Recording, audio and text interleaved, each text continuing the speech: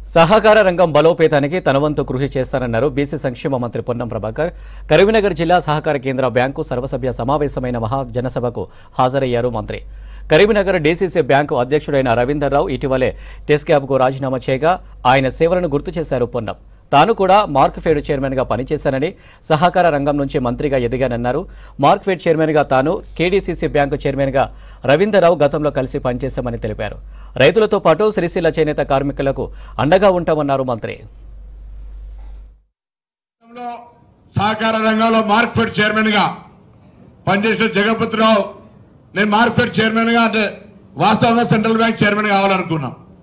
కానీ నాకంటే కొద్దిగా అప్పుడు రేవన్ క్లాస్ రవాణా కొద్దిగా పవర్ఫుల్ ఉండే ఆయన ఇప్పుడు చెప్పినట్టుగా నేనన్నా రైతు బిడ్డారు కరీంనగర్లో వ్యవసాయం కానీ ఉన్నది గజసింగారాలు కానీ వ్యవసాయం సంబంధాలు అయితే హైదరాబాద్ ఉండే. నన్ను పక్క జరిపి కాంగ్రెస్ లీడర్ పక్క జరిపి సెంట్రల్ బ్యాంక్ అయిండు.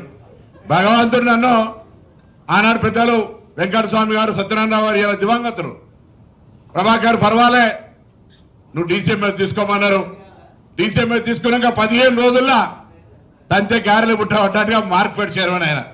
కానీ ఒకటి మాత్రం మర్చిపోయి, ఢిల్లీకి రాదైనా తల్లికి కొడుకు అన్నట్టుగా నా రాజకీయ జీవితం సహకార రంగం నుంచి స్టార్ట్ అయింది కరీంనగర్ సింగిల్ విండో అధ్యక్షుడిగా. సో ఈ విధంగా తప్పకుండా శ్రమపడి రైతులకు సేవ చేసి ఒక నిజాయితీగా చేస్తే వాళ్ళ జీవితాల్లో తప్పకుండా రైతుల ఆచరణ దొరుకుతాయి. అందుకు నేనే ప్రత్యక్ష నిదర్శనం. అందుకే దయచేసి సహకార రంగం అంటే ప్రభుత్వానికి రైతులకు మధ్య వారధి, మనం ఒక తంతె.